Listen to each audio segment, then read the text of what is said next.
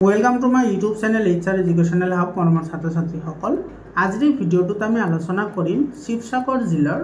General সায়েন্সৰ question পেপাৰখন ইয়াতে যি 45 টা MCQ আছে সেইখিনি আমি 100% কনসেপ্টনৰ সৈতে আলোচনা কৰিম তাৰ পিছত আমি সাম ইয়াতে কেনেকুৱা ধৰণৰ লং কোৱেশ্চন আহিছে মৰমৰ ছাত্ৰ ছাত্ৰীসকল তোমালোকে ভিডিঅ'টো প্ৰথমৰ পৰা শেষলৈকে চাবা কাৰণ ইয়াতে যিবোৰ কোৱেশ্চনছ আছে সেই কোৱেশ্চনছবোৰ তোমালোকৰ কাৰণে খুবেই ইম্পৰ্টেন্ট হয় মৰমৰ ছাত্ৰ ছাত্ৰীসকল ইয়াৰ আগতেও বহুত কেইটা জিলাৰ কোৱেশ্চন পেপাৰ মই সলিউশন কৰিছো তোমালোকে হেবোৰ প্লেলিষ্টত গৈ ভিডিঅ'বোৰ চাই লবা আৰু তোমালোকক সহায় কৰাৰ কাৰণে WhatsApp গ্ৰুপ বনোৱা হৈছে WhatsApp গ্ৰুপৰ যেটো লিংক আছে হেতু মই কমেন্ট সেকশনত দি দিছো তোমালোকে কমেন্ট সেকশনত গৈ WhatsApp গ্ৰুপত জয়েন হোৱা এডুকেশন ৰিলেটেড আৰু তোমালোকৰ মেট্ৰিক পৰীক্ষা সম্বন্ধীয় সকলো ধৰণৰ ইনফৰমেশন তোমালোকে WhatsApp গ্ৰুপতে পাই যাবা আৰু তোমালোকৰ জিলাত এক্সাম হৈ গলে তোমালোকে এটো WhatsApp গ্ৰুপতে তোমালোকে কোৱেশ্চন পেপাৰখন PDF আকাৰে পঠাই দিবা মই তোমালোকক হেবোৰ সলিউশন কৰি দি দিম তো আৰম্ভ কৰিছো আজিৰ ভিডিঅ'টো ইয়াতে সব প্ৰথম প্ৰশ্নটো আমাৰ কি কৈছে জিংকে লঘু সালফিউৰিক এসিডৰ লগত বিক্ৰিয়া কৰিলে কি উৎপন্ন হয় এতে তোমাৰ কি কৈছে সো জিংকে তোমাৰ কাৰ লগত বিক্ৰিয়া কৰে হাইড্ৰক্লৰিক এসিডৰ লগত না সৰি সালফিউৰিক এসিডৰ লগত এটো H2SO4 মানে হৈছে সালফিউৰিক এসিড তেতিয়া হলে তোমাৰ উৎপন্ন হ'ব কি zinc sulphate plus hydrogen gas কি উৎপন্ন হ'ব জিংক সালফেট আৰু হাইড্ৰোজেন গ্যাস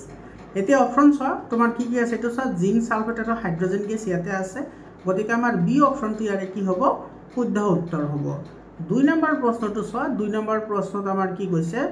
যে তলৰ কোনটো লৱণত স্ফটিকাবদ্ধ জল আছে মানে পানীৰ কণিকা আছে তোমালোকে জানা যে বেকিং সোডা যেটো হেতুৰ ৰাসায়নিক সংকেত হৈছে সোডিয়াম হাইড্ৰোজেন কাৰ্বনেট ইয়াতে কোনো ধৰণৰ পানীৰ অণু না থাকে তোমালোকে মনত ৰাখিবা ইম্পৰ্টেন্ট হয় জিপসামৰ সংকেত হৈছে তোমাৰ ক্যালসিয়াম সালফেট .2H2O এটো হৈছে তোমাৰ কি জিপসাম এটো সয় ইয়াতে তোমাৰ কি আছে দুটা পানীৰ অণু আছে ব্লিচিং পাউডাৰৰ সংকেত হৈছে CaOCl2 এটো হৈছে ক্যালসিয়াম অক্সিক্লোৰাইড ইয়াতে কোনো পানীৰ অণু না থাকে আৰু সোডিয়াম হাইড্ৰক্সাইডৰ সংকেত হৈছে NaOH এটো হৈছে সোডিয়াম হাইড্ৰক্সাইড তো ইয়াতে তোমালোকে দেখাবলা যে যেটো জিপসাম আছে হেতুতে কেৱল পানীৰ অণু আছে বাকিবোৰত পানীৰ অণু নাই গতিকে জিপসামই হ'ব স্ফটিকাবদ্ধ লৱণ তো বি অপশনটো কাৰেক্ট হ'ব 3 নম্বৰ কোৱেশ্চনটো চোৱা 3 নম্বৰত কি কৈছে পৰুৱাৰ শুঙে বিন্দিলে পৰিত্ৰাণ পাবলৈ সাবুন ঘহা হয় কাৰণ তোমালোকে জানা যে সাবুনত তোমাৰ কি থাকে সোডিয়াম হাইড্ৰক্সাইডৰ কণিকা থাকে আৰু তোমাৰ এটো তোমালোকৰ যেটো 4 নম্বৰ চেপ্টাৰ আছে হেতু চেপ্টাৰত আমি আলোচনা কৰিম বাৰু তাতে তোমাৰ কি থাকে সোডিয়াম এচিটেট নামৰ এটা কণিকা ই থাকে তোমাৰ আয়ন থাকে যাৰ কাৰণে তোমাৰ সাবুনে আমাৰ কি কৰিব পাৰে পৰিত্ৰাণ দিয়াব পাৰে গতিকে এতে সি অপশনত আছে সোডিয়াম হাইড্ৰক্সাইড থাকে যি ফৰ্মিক এসিডত প্ৰভাৱিত কৰে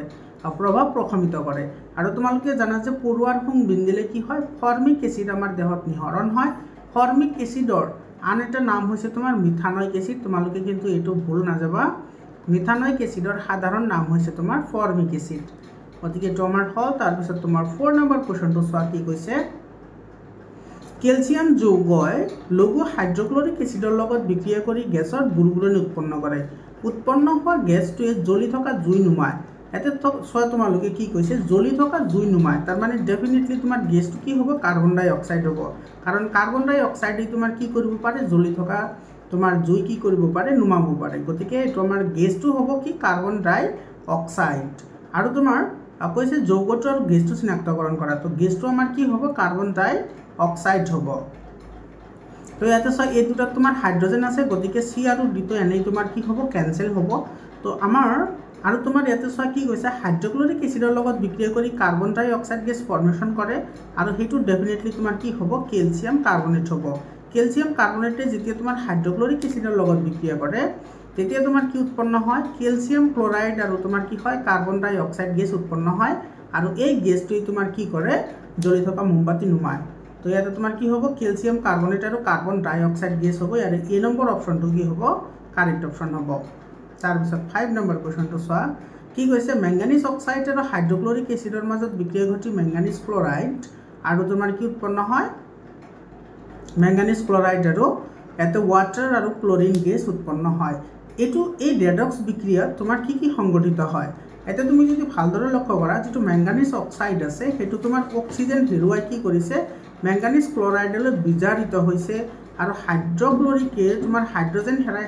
হেৰালে তাৰ মানে তোমাৰ কি হয় হাইড্ৰোজেন হেৰুৱা মানে তোমাৰ কি হোৱা বিজাৰিত হোৱা মানে অক্সিজেন গ্ৰহণ কৰা আৰু হাইড্ৰজেন এৰি দিয়াক জাৰণ বুলি কোৱা হয় তো এইটো তোমাৰ কি হ'ব চোৱা এইটো তোমাৰ ইয়াতে দিছে চোৱা মেংগানিজ অক্সাইড মেংগানিজ ক্লৰাইডলৈ বিজাৰিত হৈছে আৰু হাইড্ৰক্লৰিক ৱাটাৰলৈ জাৰিত হৈছে গতিকে এই নম্বৰ অপশ্যনটো আমাৰ কি হ'ব কাৰেক্ট অপশ্যন হ'ব 6 নম্বৰ কোৱেশ্চনটো চোৱা ইয়াতে আমাৰ কি কৈছে দ্বি অপহৰণ বিক্ৰিয়াটো চিনাক্তকৰণ কৰা দ্বি অপহৰণ বিক্ৰিয়াৰ কথা কৈছে তো ইয়াতে চোৱা তোমাৰ দ্বি অপহৰণ বিক্ৰিয়া তোমাৰ কি হয় এটো সো আয়নৰ বিনিময় ঘটিব লাগে ইয়াতে তোমাৰ xy এটো তোমাৰ আহিছে x এৰ লগত আৰু এটো আহিছে b এৰ লগত গতিকে এটা আমাৰ কি হ'ব ডি অপচনটো কাৰেক্ট হ'ব ইয়াতে তোমাৰ কি হৈছে আয়নৰ বিনিময় ঘটিছে 7 নম্বৰ কোৱেশ্চনটো চা কি কৈছে তলৰ কোনটো ডবাৰিনাৰৰ ট্ৰায়াড হয় সো তোমালোকে জানাই যে ডবাৰিনাৰৰ ট্ৰায়াড হৈছে তিনিটা এটা হৈছে তোমাৰ লিথিয়াম সোডিয়াম পটাছিয়াম এটা লিথিয়াম সোডিয়াম পটাছিয়াম তাৰ পিছত হৈছে ক্যালসিয়াম স্ট্ৰনচিয়াম আৰু বেৰিয়াম আৰু এটা হৈছে chlorine bromine iodine chlorine bromine iodine এই তিনিটা এটো এটা আৰু এটো এটা এই তিনিটা তোমালোকে এটা এনেকৈ মনত ৰাখিব পাৰা এটো লিনা কাছৰবাৰী কলেবৰী ঠিক আছে তো এটো সা কাছৰবাৰী ইয়াতে আছে অৰ্থাৎ ক্যালসিয়াম স্ট্ৰনচিয়াম আৰু বেৰিয়াম আছে সি অপচনটো কাৰেক্ট হ'ব তাৰ পিছত চোৱা হালুক সংশ্লেষণৰ বাবে তলৰ কোনটোৰ প্ৰয়োজন নহয় সূৰ্যৰ পোহৰ লাগে কাৰ্বন ডাই অক্সাইড লাগে পানী লাগে কিন্তু অক্সিজেন নালাগে গতিকে আমাৰ সি অপচনটো কি হ'ব কাৰেক্ট অপশন হব 9 নম্বৰ কোৱেশ্চনটো চোৱা কি কৈছে এটা পৰমাণুৰ ইলেক্ট্ৰনীয় সজ্জা 287 তলত উল্লেখিত কোনটো মৌলৰ লগত ইয়াৰ ৰাসায়নিক সাদৃশ্যতা আছে পৰমাণু ছাত্ৰ-ছাত্ৰীসকল ৰাসায়নিক সাদৃশ্যতা হিব্ৰৰ লগত থাকে যিবোৰৰ যোজ্যতা সেম হয় তো এটা সব 287 আছে গতিকে ইয়াৰ যোজ্যতা কিমান হ'ব 8 - 7 = 1 এটো যোজ্যতা হৈছে 1 গতিকে তুমি এইকেইটা তুমি চাব লাগিব যে কোনটোৰ যোজ্যতা কি হয় 1 হয় এটো ইলেক্ট্ৰন বিন্যাস লিখিলে হ'ব এটো তোমাৰ 2 5 এটো হ'ব তোমাৰ 2 7 এটো হ'ব তোমাৰ 2 8 10 আৰু 5 আৰু এটো হ'ব তোমাৰ কিমান 2 8 8 মানে এটা সো ইয়াৰ তোমাৰ যোজ্যতা 1 হয় ইয়াৰ যোজ্যতা কিমান হয় 3 বা 5 হয় ইয়াৰ যোজ্যতা তোমাৰ 3 হয় আৰু ইয়াৰ যোজ্যতা কিমান হয় 0 গতিকে তোমাৰ এটো কি হ'ব বি টুৰ লগত মিল থাকিব গতিকে বি অপচনটো আমাৰ কি হ'ব কাৰেক্ট অপচন হ'ব তাৰ পিছৰ প্ৰশ্নটো চোৱা 10 নম্বৰ প্ৰশ্নটো কি কৈছে ইয়াতে আমাৰ তলৰ কোনটো আদৰ্শ ইন্ধনৰ শৰ্ত নহয় এটা কৈছে শৰ্ত নহয় বুলি কৈছে তো আদৰ্শ ইন্ধনৰ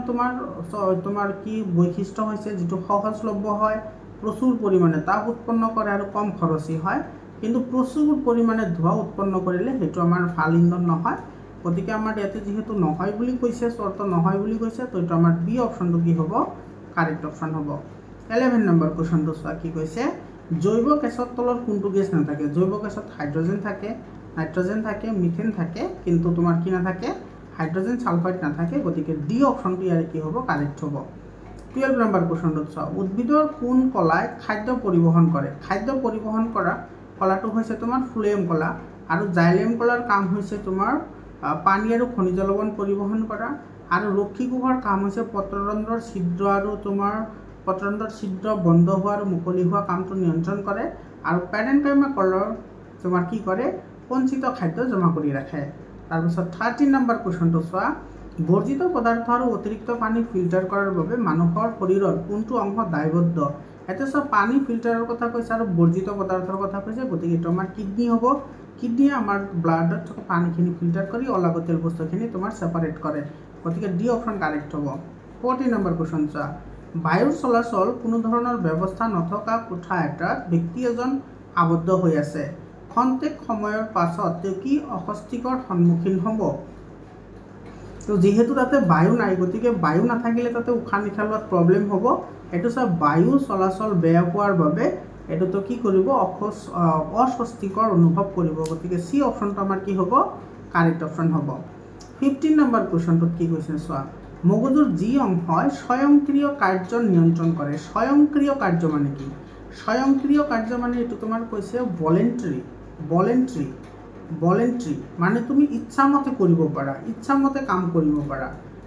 এটো তোমাৰ স্বয়ংক্ৰিয় মানে ইচ্ছামতে কৰিব পাৰা আৰু এটা হৈছে তোমাৰ অস্বয়ংক্ৰিয় বা অনিচ্ছাকৃত কাৰ্য হেবোৰ কিন্তু তোমাৰ কি কৰে সেৰিব্ৰামে নিয়ন্ত্ৰণ কৰে আৰু স্বয়ংক্ৰিয় কাৰ্যসমূহ নিয়ন্ত্ৰণ কৰে সেৰিবেলামে গতিকে এই নম্বৰ অপচনটো কাৰেক্ট হ'ব তাৰ পিছত 16 নম্বৰ কোৱেশ্চনটো তোমাৰ কি কৈছে চোৱা এতে স্বয়ংক্ৰিয় কাৰ্যতকৈ প্ৰতিক্ৰিয়া দ্ৰুত হয় কিহৰ কাৰণে কাৰণ তোমাৰ প্ৰতিক্ৰিয়াত মগজু প্ৰত্যক্ষভাৱে জড়িত নহয় আৰু তোমাৰ যিবোৰ প্ৰতিক্ৰিয়া আছে সেইবোৰ তোমাৰ স্নায়ু ৰুদ্ধৰ দ্বাৰা কি হয় সংঘটিত হয় স্বয়ংক্ৰিয় কাৰ্যসমূহতো প্ৰতিধ্বনিৰ লগত জড়িত নহয় গতিকে তোমাৰ বি অপশ্যনটো কি হ'ব কাৰেক্ট অপশ্যন হ'ব ইয়াতে তোমাৰ মৰমৰ ছাত্ৰ ছাত্ৰীসকল ইয়াতে তোমালোকে যদি ভালদৰে লক্ষ্য কৰা এটা চোৱা তোমাৰ বি নম্বৰ যিটো অপশ্যন আছে সেই অপশ্যনটোতকৈ তোমাৰ এ নম্বৰ অপশ্যনটো বেছি মানে ইয়াতে এডজাষ্টেবল লাগি আছে কাৰণ প্ৰতিক্ৰিয়া স্বয়ংক্ৰিয় হয় স্বয়ংক্ৰিয় মানে তোমাৰ মগজু জড়িত নাথাকে হয়নে নাই মানে অট'মেটিক হৈ যায় কামটো ইয়াতে চোৱা এইটো অট'মেটিক হয় তো তোমালোকে কমেণ্ট কৰি জনাবাচোন তোমালোকে কোনটো আনচাৰ লিখিছা এইটো মোৰ মতে তোমাৰ এ আৰু বি দুটা কাৰেক্ট হয় তাৰপিছত 17 নম্বৰ কুৱেশ্যনটোত চোৱা কি কৈছে আয়োডিনৰ অভাৱত এজন ব্যক্তিৰ ডিঙি ফুলি উঠে কোনটো গ্ৰন্থি আক্ৰান্ত হয় তো তোমাৰ থাইৰয়ড গ্ৰন্থি আক্ৰান্ত হয় আৰু তোমাৰ এই যিটো গলটো যে ফুলি উঠে সেই বেমাৰটোৰ নাম হৈছে গৰল বেমাৰ কি বেমাৰ গৰল বেমাৰ আৰু এই বেমাৰটো কিহৰ কাৰণে হয় থাইৰক্সিনৰ অভাৱ হ'লে এই বেমাৰটো হয় কিহৰ অভাৱ থাইৰক্সিনৰ অভাৱ হ'লে এই বেমাৰটো হয় আৰু থাইৰক্সিন কোনে নিহৰণ কৰে থাইৰয়ড গ্ৰন্থিয়ে নিহৰণ কৰে মনত ৰাখিবা ইম্পৰ্টেণ্ট হয় 18 নম্বৰ চাও বংশগতিৰ একক হৈছে জিন এটো বি অপশ্যনটো কাৰেক্ট হ'ব 19 নম্বৰ চাও মানৱ শৰীৰৰ কোষত থকা ক্ৰমোজমৰ সংখ্যা হৈছে কিমান 23 জোৰ কিমান জোৰ 23 জোৰ মানে তোমাৰ কিমান 46 ডাল এটো সি অপশ্যনটো কাৰেক্ট হয় 20 নম্বৰ চাও তলৰ কোনটো বিবৰ্তনৰ উদাহৰণ বিবৰ্তনৰ কথা কৈছে তো বিবৰ্তনৰ উদাহৰণ হলে তোমাৰ কি হ'ব এটো বীজৰ পৰা উদ্ভিদৰ উৎপত্তি এটোতো নহয় প্ৰাপ্তবয়স্ক শিশু এটো নহয় প্ৰজন্মৰ পিছত প্ৰজন্ম ধৰি জিৰাফৰ দীঘল ডিঙিৰ বিকাশ এটো সি অপশ্যনটো কি হ'ব কাৰেক্ট অপশ্যন হ'ব তাৰ পিছত চোৱা 21 নম্বৰ কোৱেশ্যনটো কি কৈছে যদি কোনো শিশুৰ তেজৰ গ্ৰুপ O থাকে তেন্তে পিতৃ মাতৃৰ সম্ভাৱ্য তেজৰ গ্ৰুপ কি হ'ব পাৰে এটা চোৱা O বুলি কৈছে যদি O থাকে তেতিয়াহ'লে তাৰ পিতৃ মাতৃৰ তোমাৰ A থাকিব পাৰে B থাকিব পাৰে আৰু তোমাৰ বি বা ও বি দুটা থাকিব পাৰে তাৰ মানে এৰ ডি অপশ্যনটো কাৰেক্ট হ'ব এৰ যিকোনো এটা হ'ব পাৰে এৰ তোমাৰ কি হ'ব ডি অপশ্যনটো কাৰেক্ট অপশ্যন হ'ব মৰমৰ ছাত্ৰ ছাত্ৰীসকল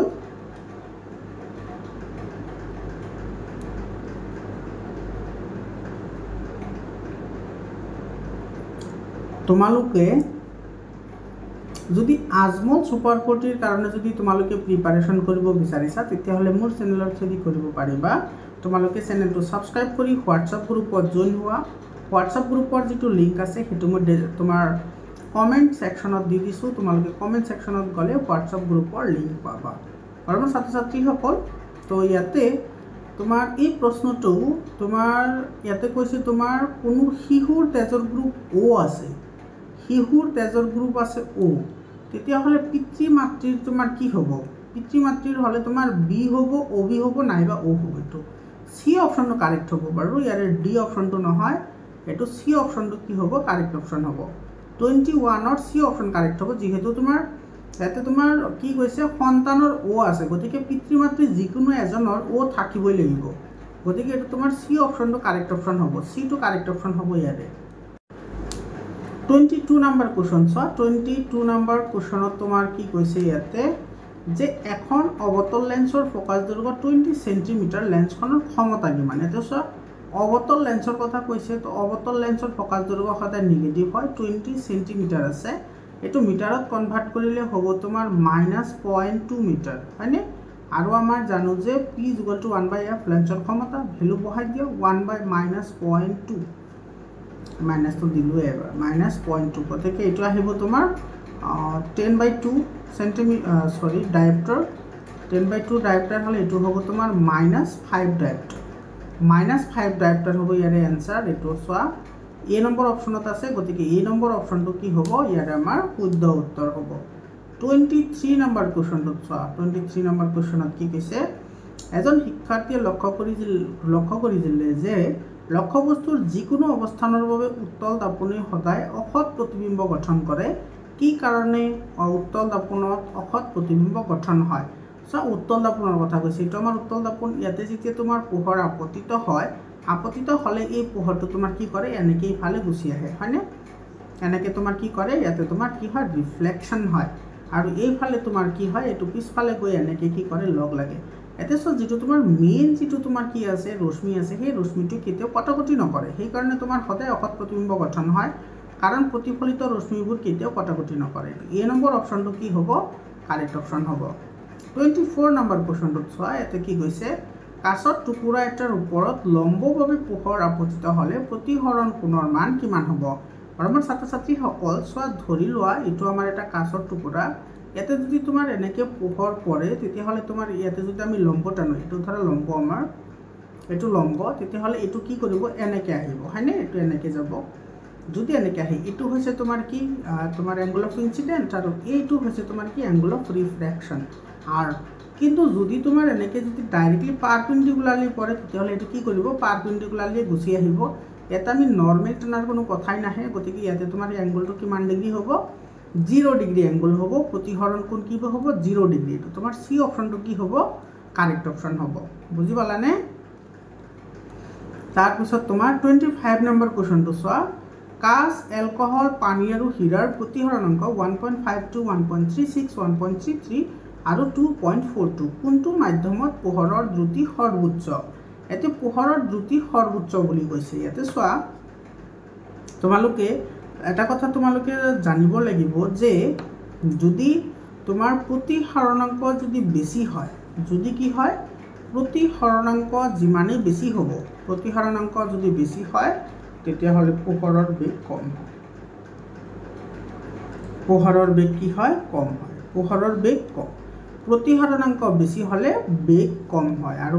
প্ৰতিসৰণাংক যিমান কম হ'ব বেগ সিমানে কি হ'ব? বেছি হ'ব। ইয়াতে চব প্ৰতিসৰণাংক আটাইতকৈ কম আছে এইটোৰে। এতিয়া 3 নম্বৰত কি আছে চোৱা, এলকহল, পানী, কাঁচ, এলকহল, পানী। 3 নম্বৰত পানী আছে, গতিকে পানী হ'ব এইটো শুদ্ধ উত্তৰ। চি অপশ্যনটো কাৰেক্ট হ'ব, কাৰণ এইটো তোমাৰ আটাইতকৈ কম আছে, য'ত কম আছে তাতে তোমাৰ কি হ'ব? বেছি হ'ব। 26 নম্বৰ চোৱা, কি কৈছে,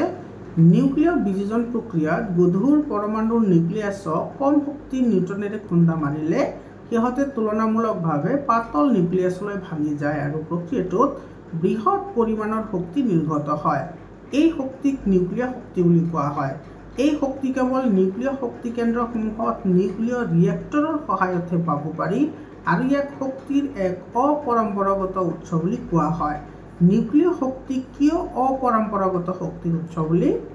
কোৱা হয়? নিউক্লিয় শক্তিক আমি কিয় অপৰম্পৰাগত শক্তিৰ উৎস বুলি কওঁ? কাৰণ তোমাৰ কেৱল নিউক্লিয় ৰিয়েক্টৰৰ সহায়তে এই শক্তি উৎপাদন কৰিব পাৰি, বেলেগ ধৰণে আমি কি কৰিব নোৱাৰি, এইটো উৎপাদন কৰিব নোৱাৰি। গতিকে ডি অপশ্যনটো ইয়াৰে কি হ'ব? কাৰেক্ট অপশ্যন হ'ব। 27 নম্বৰ চোৱা, মানুহৰ চকুৰ কোন অংশত কোনো প্ৰতিবিম্ব গঠন হয়? ৰেটিনাত। প্ৰতিবিম্ব গঠন হয় ক'ত? ৰেটিনাত। তাৰপিছত 28 নম্বৰ চোৱা, এজন ব্যক্তিয়ে স্বাস্থ্য পৰীক্ষাৰ বাবে গৈছিল আৰু তেখেতে পৰীক্ষাত জানিব পাৰিলে যে তেওঁৰ চকুৰ লেন্সৰ বক্ৰতা হ্ৰাস পাইছে। ব্যক্তিজনে কিহত ভুগি আছে? এতিয়া চোৱা, চকুৰ বক্ৰতা হ্ৰাস পালে তোমাৰ কি হয়? চকুৰ বক্ৰতা হ্ৰাস পালে হয় হাইপাৰমেট্ৰপিয়া। এইটো ডি অপশ্যনটো কাৰেক্ট হ'ব। বৰ্তমান ছাত্ৰ ছাত্ৰীসকল ইয়াতে চোৱা, মায়োপিয়াৰ দুটা কাৰণ আছে, হাইপাৰমেট্ৰপিয়াৰ দুটা কাৰণ আছে, কেটেৰেক্টৰৰ কাৰণ আছে, প্ৰেছ বাইপাৰৰ কাৰণ আছে। এই কাৰণবোৰ কিন্তু বহুতেই ইম্পৰ্টেণ্ট হয়। ইয়াৰ ওপৰত কিন্তু প্ৰত্যেকটো জিলাতে প্ৰশ্ন আহিছে, গতিকে তোমালোকে এই কাৰণবোৰ কিন্তু জানি ল'বা। তাৰপিছত 29 নম্বৰ কুৱেশ্যনটোত কি কৈছে চোৱা, বগা পোহৰৰ কিৰণ এটা প্ৰিজম এটাত পৰিবলৈ দিলে কোনটো পোহৰৰ ৰং আটাইতকৈ কম আৰু কোনটো আটাইতকৈ বেছি বেকা হয়? চ' আটাইতকৈ কম বেকা হয় ৰঙা, ৰেড, আৰু তোমাৰ আটাইতকৈ বেছি বেকা হয় তোমাৰ কি? ভায়লেট। অৰ্থাৎ তোমাৰ এইটো আমি কি বুলি ক'ম? নীলা। নীলা, বেঙুনীয়া। আটাইতকৈ বেছি বেকা হয় বেঙুনীয়া আৰু আটাইতকৈ কম হয় ৰঙা, হয়নে? তো যিহেতু তোমাৰ ইয়াতে চিৰিয়েলি গৈছে, হয়নে? আটাইতকৈ কম হয় ৰঙা আৰু আটাইতকৈ বেছি হয় বেঙুনীয়া। তো বি অপশ্যনটো কি হ'ব? কাৰেক্ট হ'ব। 30 নম্বৰ কুৱেশ্যনটো চোৱা, 30 নম্বৰ কুৱেশ্যনত কি কৈছে, তলত উল্লেখিত কোনকেইটা উক্তি সত্য? আধুনিক পৰ্যাবৃত্ত তালিকাত 18টা বৰ্গ আছে আৰু 7টা পৰ্যায় আছে। এইটো কাৰেক্ট হয়। আধুনিক পৰ্যাবৃত্ত তালিকাত 7টা বৰ্গ আছে, এইটো মিছা হয়। তাৰপিছত কৈছে, সোঁফালৰ পৰা বাওঁফাললৈ গ'লে একেটা পৰ্যায়ত ইলেক্ট্ৰনৰ কক্ষ একে থাকে। এইটো সোঁফালৰ পৰা বাওঁফালে গ'লে একেটা পৰ্যায়তে ইলেক্ট্ৰনৰ কক্ষ একে থাকে। এইটো কাৰেক্ট হয়, মানে পৰ্যায়ৰ কথা কৈছে। পৰ্যায়ত তোমাৰ কি নহয়? কক্ষৰ সংখ্যা বৃদ্ধিও নহয় নকমেও।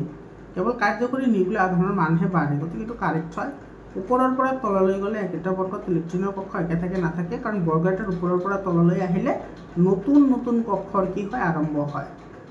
গতিকে এইটো মিছা। গতিকে আমাৰ 1 আৰু 3 কাৰেক্ট হয়, এইটো চি অপশ্যনত আছে,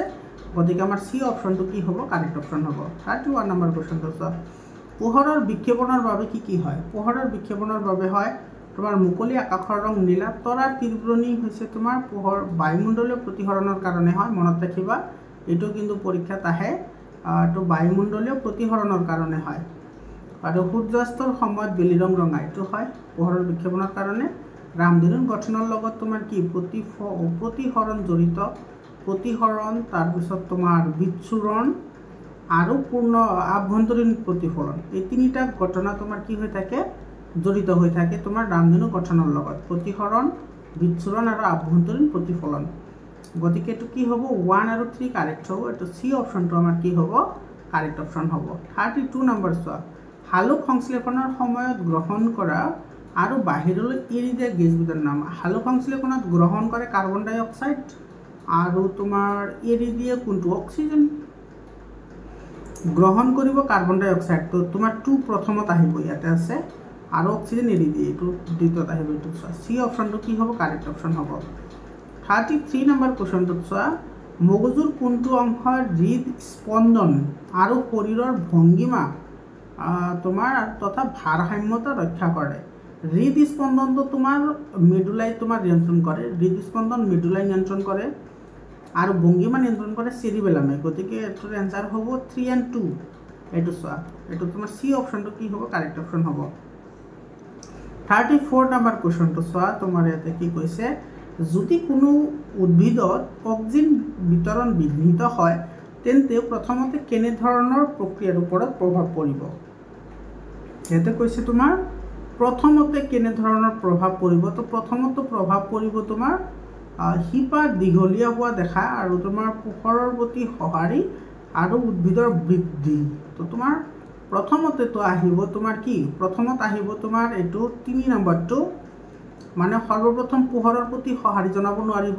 তো পোহৰৰ প্ৰতি যদি সঁহাৰি জনাব নোৱাৰে তেতিয়াহ'লে তোমাৰ কাণ্ডবোৰ সূৰ্যৰ ফালে নাযাব, অৰ্থাৎ পোহৰৰ ফালে নাযাব, গতিকে কাণ্ডবোৰ যদি পোহৰৰ ফালে নাযায় শিপাবোৰ তোমাৰ কেনেকৈ মাটিৰ তলফালে যাব, আৰু তোমাৰ কাণ্ড ওপৰৰ ফালে নাযায় মানে কি বৃদ্ধি নহয়, অৰ্থাৎ বয়সৰ বৃদ্ধিৰ লগত প্ৰভাৱ পৰিব, গতিকে 3 আৰু 4 কাৰেক্ট হ'ব। ইয়াৰে তোমাৰ ডি অপশ্যনটো কি হ'ব কাৰেক্ট অপশ্যন হ'ব। 35 নম্বৰ কুৱেশ্যনটো চোৱা, 35 নম্বৰত কি কৈছে, তলৰ কোনটো বিকল্প pH-ৰ বৰ্ধিত মান শুদ্ধ? pH-ৰ বৰ্ধিত মান, তো তোমাৰ আটাইতকৈ কম থাকিব পাতিত পানীত, তাৰপিছত আহিব মেগনেছিয়াম দুগ্ধ, তাৰপিছত আহিব হাইড্ৰক্লৰিক এচিড। এইটো তোমাৰ ইয়াতে pH-ৰ বৰ্ধিত মান, pH-ৰ বৰ্ধিত pH আটাইতকৈ বেছি তোমাৰ pH-ৰ মান, pH-ৰ বৰ্ধিত মান, pH-ৰ মান বেছি হ'ব লাগে না, নহয় এইটো নহ'ব তেন্তে। আটাইতকৈ বেছি থাকে তোমাৰ কাৰ মেগনেছিয়ামৰ, মেগনেছিয়ামৰ pH-ৰ ভেলু হৈছে তোমাৰ 14, তাৰপিছত পাতিত পানীৰ হৈছে তোমাৰ 7.4 আৰু হাইড্ৰক্লৰিকৰ হৈছে 1.2, গতিকে এই নম্বৰ অপশ্যনটো কাৰেক্ট হ'ব, যিহেতু বৰ্ধিত বুলি কৈছে সেইটোৰ এই নম্বৰ অপশ্যনটো কাৰেক্ট হ'ব। তাৰপিছৰ প্ৰশ্নটো চোৱা, 36 নম্বৰ কুৱেশ্যনত তোমাৰ কি কৈছে, ইয়াতে তলৰ কোনটো বিকল্পই ফ্ল'ৰিন, ক্লৰিন আৰু আয়ডিন মৌলৰ পাৰমাণৱিক ব্যাসাৰ্ধৰ বৰ্ধিত ক্ৰম নিৰ্দেশ কৰিছে? পাৰমাণৱিক ব্যাসাৰ্ধৰ কথা কৈছে, তো ফ্ল'ৰিন, ক্লৰিন, আয়ডিন, এইটো এই নম্বৰ অপশ্যনটো কাৰেক্ট অপশ্যন হ'ব। তাৰপিছত চোৱা, ইয়াতে কি কৈছে, আমাৰ ইয়াতে এটা ডায়েগ্ৰাম দিয়া আছে, কাষৰ চিত্ৰটো অৱতল লেন্সৰ মাজেৰে গতি কৰা পোহৰ ৰশ্মি নিৰ্দেশ কৰিছে, ইয়াতে প্ৰতিবিম্ব ক'ত গঠন হ'ব? ইয়াতে গঠন হ'ব এইটো কিউত গঠন হ'ব, একেবাৰে চিম্পল হয়, এইটো বি অপশ্যনটো কি হ'ব কাৰেক্ট অপশ্যন হ'ব। 38 নম্বৰ কুৱেশ্যন চোৱা, কাষৰ চিত্ৰত পোহৰ ৰশ্মি এৰ পৰা বিলৈ গতি কৰিছে আৰু এ মাধ্যম সাপেক্ষে বি মাধ্যমৰ প্ৰতিসৰণাংক হ'ব। মৰমৰ ছাত্ৰ ছাত্ৰীসকল, এই কুৱেশ্যনটোৰ এনচাৰ মই চৰাইদেউ জিলাত মই 100% কনচেপ্টনৰ সৈতে আলোচনা কৰিছোঁ। তোমালোকে চৰাইদেউ জিলাৰ কুৱেশ্যন পেপাৰটো তোমালোকে চাই লোৱা, তাত আমি আলোচনা কৰিছোঁ। এইটোৰ এনচাৰ হ'ব √3/√2, এনচাৰ হ'ব √3/√2। এইটো চি অপশ্যনত আছে, এইটো চি অপশ্যনটো কাৰেক্ট হ'ব। কেনেকৈ হ'ল তোমালোকে চৰাইদেউ জিলাৰ কুৱেশ্যন পেপাৰখন চাব লাগিব। তাৰপিছত প্ৰশ্নটো চোৱা কি কৈছে, উল্লেখিত তালিকাৰ পৰা ষ্টেপ 1 আৰু ষ্টেপ 2 ৰাসায়নিক বিক্ৰিয়াৰ প্ৰকাৰ তুমি চিনাক্তকৰণ কৰা। এতে চোৱা তোমাৰ এতে তোমাৰ আছে চূণশিল মানে কেলছিয়াম কাৰ্বনেট, চূণশিল মানে হৈছে কেলছিয়াম কাৰ্বনেট, এতে তাপ দিয়া হৈছে, তেতিয়াহ'লে ইয়াত উৎপন্ন হ'ব কি কেলছিয়াম অক্সাইড, গতিকে এইটো হ'ব তোমাৰ কি বিযোজন বিক্ৰিয়া, যেহেতু তাপ দিয়া হৈছে তো এইটো তোমাৰ বিযোজন হ'ব, লগতে তোমাৰ কি হ'ব তাপগ্ৰাহী হ'ব, তাপক কি হ'ব গ্ৰাহী, তাপগ্ৰাহী যেহেতু তোমাৰ তাপ কি কৰিছে গ্ৰহণ কৰিছে, গতিকে তাপগ্ৰাহী। তো ষ্টেপ 1 পালোঁ আমি কি ষ্টেপ 1 পালোঁ, ষ্টেপ 1 হ'ব কি ষ্টেপ 1 হ'ব তোমাৰ তাপগ্ৰাহী, অৰ্থাৎ তোমাৰ এইটো হ'ব এণ্ডোথাৰ্মিক, এণ্ডোথাৰ্মিক, ঠিক আছে। ষ্টেপ 2 চোৱা ইয়াতে এক্স আমাৰ কি আছিল কেলছিয়াম অক্সাইড আছিল, তো ইয়াতে তোমাৰ কেলছিয়াম অক্সাইডে যেতিয়া তোমাৰ পানীৰ লগত বিক্ৰিয়া কৰে তেতিয়া কেলছিয়াম হাইড্ৰক্সাইড ফৰ্মেশ্যন হয়, আৰু এই কেলছিয়াম হাইড্ৰক্সাইডটো তোমাৰ যেতিয়া ফৰ্মেশ্যন হয় তেতিয়া তোমাৰ কি হয় তাপ উৎপন্ন হয়, আৰু তাপ উৎপন্ন হ'লে তাক আমি কি বুলি কওঁ তাপবৰ্জি, গতিকে ষ্টেপ 2 কি হ'ব ষ্টেপ 2 হ'ব তোমাৰ এক্সোথাৰ্মিক, ষ্টেপ 2 হ'ব এক্সোথাৰ্মিক, গতিকে 1 টো এণ্ডোথাৰ্মিক এইটো আছে, আৰু তোমাৰ ইফালে 2 টো এইটো নহয়, গতিকে B2 নহ'ব, এইটো এণ্ডোথাৰ্মিক এইটো এক্সোথাৰ্মিক, এইটো চি অপশ্যনটো কি হ'ব ইয়াৰে কাৰেক্ট অপশ্যন হ'ব। 40 নম্বৰ কুৱেশ্যনটো চোৱা, ইয়াতে এনেকুৱা ধৰণৰ প্ৰশ্ন কিন্তু আহি আছে এইবছৰ প্ৰত্যেকটো জিলাতে এনেকুৱা ধৰণৰ কুৱেশ্যন আহিছে। কাষত দিয়া চিত্ৰত স্মলয়েটেৰ পাৰমাণৱিক সংখ্যা আৰু পাৰমাণৱিক ভৰ দিয়া আছে, কোনটো বিকল্পই আধুনিক পৰ্যাবৃত্ত তালিকাৰ মূলটোৰ অৱস্থান নিৰ্দেশ কৰিছে। ইয়াতে চোৱা X15 আছে, 15 এইটো চোৱা আধুনিক, এইটো হৈছে তোমাৰ এটমিক নাম্বাৰ আৰু এইটো হৈছে এটমিক ভৰ, এটমিক মাছ, ঠিক আছে। ওপৰত থাকে তোমাৰ সংখ্যা আৰু তলত থাকে ভৰ, গতিকে এক্সত আছে 15, ইয়াৰ ইলেক্ট্ৰন বিন্যাস কি হ'ব 2 8 10 আৰু 5, এতিয়া চব 3টা আছে, কক্ষৰ সংখ্যা আছে 3টা। তোমালোকক মই আগতে বহুতবাৰ কৈছোঁ যে তোমাৰ পৰ্যায় নিৰ্ণয় কৰিবলৈ হ'লে কক্ষ চাব লাগে, এতিয়া কক্ষ আছে 3টা, গতিকে 1 2 3টা কক্ষ আছে, গতিকে এইটো 3 নম্বৰ পৰ্যায়ত থাকিব, গতিকে এইটোতো নহ'ব, এইটো নহ'ব হয়নে, এইটো নহ'ব, এইটো নহ'ব, গতিকে বি হ'ব নহ'লে ডি হ'ব। তাৰপিছত চোৱা ইয়াৰে বেলেঞ্চি কিমান 3 হয়, বেলেঞ্চি 3 হ'লে তোমাৰ 18 17 16 15 0 1 2 3 এইটো 50 নম্বৰত আহিব, এইটো ডি অপশ্যনটো কি হ'ব কাৰেক্ট অপশ্যন হ'ব। এইটো তোমালোকে আগৰ ভিডিঅ'বোৰ চাই ল'বা, সেইবোৰত মই হাজাৰবাৰ আলোচনা কৰিছোঁ এইবোৰ কথা। তাৰপিছত 41 নম্বৰ কুৱেশ্যনটোত চোৱা, এইটো মেগনেছিয়ামৰ ফিটা এডাল জ্বলি বগা উজ্জ্বল পোহৰ ওলোৱা চিত্ৰটো দেখুওৱা হৈছে, মেগনেছিয়ামৰ ফিটা দহনত কি প্ৰকাৰৰ বিক্ৰিয়া পৰীক্ষণ কৰা হৈছে। ইয়াতে তোমাৰ চোৱা মেগনেছিয়ামৰ ফিটা, মেগনেছিয়ামে ফিটা দহন কৰা মানে অক্সিজেনৰ লগত বিক্ৰিয়া কৰা, উৎপন্ন হয় কি মেগনেছিয়াম অক্সাইড, এইটো হৈছে বগা, এইটো বগা হয়, আৰু ইয়াতে যিটো তোমাৰ শিখা উৎপন্ন হ'ব সেইটো বগা হয়। তো ইয়াতে চোৱা দুটা মিলি এটা হৈছে, দুটা মিলি এটা হ'লে সংযোজন বিক্ৰিয়া হয়, এইটো এই নম্বৰ অপশ্যনটো কি হ'ব কাৰেক্ট অপশ্যন হ'ব। 42 নম্বৰ কুৱেশ্যনটোত তোমাৰ কি কৈছে চোৱা,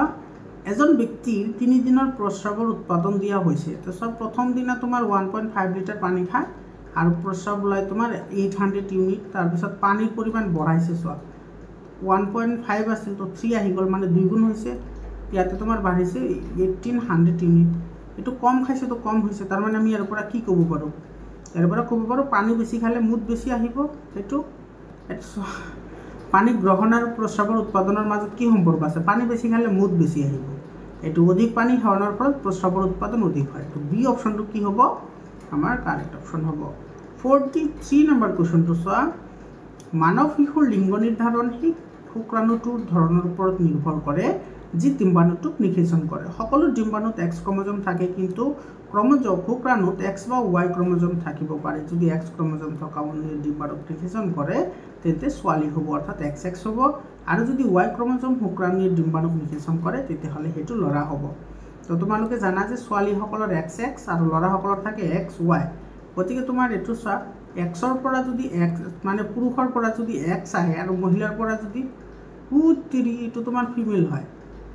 এইটো কি হয় ফিমেল হয়, আৰু এইটো তোমাৰ কি হয় মেল হয়। তো তোমাৰ যদি মেলৰ পৰা X আহে তেতিয়াহ'লে মহিলাৰ পৰাতো অবভিয়াছলি X আহিব, গতিকে XX হ'লে ছোৱালী হৈ যাব, আৰু যদি পুৰুষৰ পৰা যদি Y আহে আৰু মহিলাৰ পৰাতো X আহিব, গতিকে XY হ'লে কি হ'ব ল'ৰা হ'ব। গতিকে ইয়াতে আমি আল্টিমেটলি দেখা পালোঁ যে তোমাৰ ল'ৰা হ'ব নে ছোৱালী হ'ব সেইটো কাৰ ওপৰত নিৰ্ভৰ কৰে, এইটো মানুহৰ ওপৰত নিৰ্ভৰ কৰে, অৰ্থাৎ পুৰুষৰ ওপৰত নিৰ্ভৰ কৰে। গতিকে শিশুৰ লিংগ নিৰ্ধাৰণ পিতৃ দায়বদ্ধ, এইটো চি অপশ্যনটো কি হ'ব কাৰেক্ট অপশ্যন হ'ব, বুজি পালানে। তাৰপিছত চোৱা ইয়াতে আমাৰ এছাৰশ্যন ৰিজনিঙৰ কুৱেশ্যন দিছে 44 নম্বৰত কি কৈছে যেতিয়া কপাৰ টুকুৰা এটা সিলভাৰ নাইট্ৰেটৰ দ্ৰৱত সংযোগ কৰা হয় তেতিয়া সিলভাৰ অপহৃত হয় কাৰেক্ট হয় এটা চোৱা কপাৰ নাইট্ৰেট এটো NO3 plus silver nitrate AgNO3 silver nitrate তেতিয়াহ'লে উৎপন্ন হয় কি তোমাৰ এতে উৎপন্ন হয় তোমাৰ কপাৰ নাইট্ৰেট আৰু সিলভাৰ নাইট্ৰেট কপাৰ নাইট্ৰেট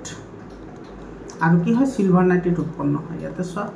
দুইটাক তোমাৰ কি কৰিছে এটো থেইতিৰি ইয়াতে তোমাৰ কপাৰৰ টুকুৰা সিলভাৰ নাইট্ৰেটত দিয়া হয় এটো সিলভাৰ নাইট্ৰেট AgNO3 আৰু ইফালে আহিব 2 প্লাস কপাৰ তেতিয়াহ'লে উৎপন্ন হ'ব কি কপাৰ নাইট্ৰেট এটো হয়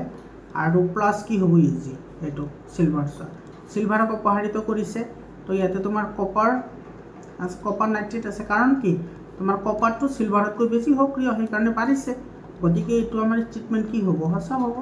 এটো কপাৰ সিলভাৰতকৈ কম সক্ৰিয় কপাৰ সিলভাৰতকৈ কম সক্ৰিয় নহয় কপাৰ সিলভাৰতকৈ বেছি সক্ৰিয় হয় কাৰণে অপহৃত কৰিব পাৰিছে এছাৰশ্যন হসা ৰিজন মিছা এছাৰশ্যন হসা ৰিজন মিছা গতিকে তোমাৰ এটো কোনটো কাৰেক্ট হ'ব ইয়াৰে সি অপশনটো কাৰেক্ট হ'ব তাৰ পিছত 45 নম্বৰটো চোৱা সূৰ্যোদয় আৰু সূৰ্যাস্তৰ বেলিৰ ৰং চোৱা বৰণৰ হয় কাৰেক্ট হয় মানে ৰাতিপুৱা আৰু আবেলি সময়ত বেলি ৰং ৰঙা এটো কাৰেক্ট হয় আন ৰঙতকৈ ৰঙা ৰং কমকৈ বিক্ষেপিত হয় কাৰেক্ট হয় আৰু সেই কাৰণে তোমাৰ ৰঙা দেখা যায় গতিকে এই নম্বৰ অপশনটো কাৰেক্ট হ'ব তাৰমানে এছাৰশ্যন আৰু ৰিজন দুইটা হসা লগতে ৰিজন এছাৰশ্যনৰ সৈতে ব্যাখ্যাও হয় আমাৰ ছাত্ৰ ছাত্ৰী সকলটো এইখিনি আছিল তোমাৰ 45 টা MCQ তোমালোকৰ যদি সায়েন্সৰ তাৰ পিছত ম্যাথছৰ সোশিয়াল সায়েন্সৰ আৰু এছামিছৰ এই চাৰিটা বিষয়ৰ যদি তোমালোকৰ ইবুক লাগে মই চেপ্টাৰ ওয়াইজ ইবুক বনাইছো যিবোৰৰ পৰা তোমালোকে 99% কোৱেশ্চন কমন পাবা এই ইবুকৰ কাৰণে তোমালোকে 700700282467 এটো নম্বৰত তোমালোকে হোৱাটসঅ্যাপ কৰিবা তোমালোকে ইবুকখিনি পাই যাবা তাৰপিছত চোৱা ইয়াতে যিখিনি লং কোৱেশ্চন আছে সেই লং কোৱেশ্চনবোৰ তোমালোকে প্ৰেক্টিস কৰিবা এইবোৰ তোমালোকে স্ক্ৰিনশ্বট মাৰি ৰাখা এইবোৰৰ পৰাও কিন্তু তোমাৰ বহুত ইম্পৰ্টেন্ট হয় এইবোৰ তোমালোকে প্ৰেক্টিস কৰাটো বহুত দৰকাৰী হয় আমাৰ ছাত্ৰ ছাত্ৰীসকল এইখিনি তোমালোকে ভালদৰে প্ৰেক্টিস কৰিবা তো আজিৰ কাৰণে এইখিনিয়ে আমি আকৌ লগ পাম বেলেগ এটা ভিডিও লৈ এটা তোমালোকে স্ক্ৰিনশ্বট মাৰি ৰাখা এটো তো আজিৰ কাৰণে এইখিনি আকৌ লগ পাম বেলেগ এটা ভিডিও লৈ ধন্যবাদ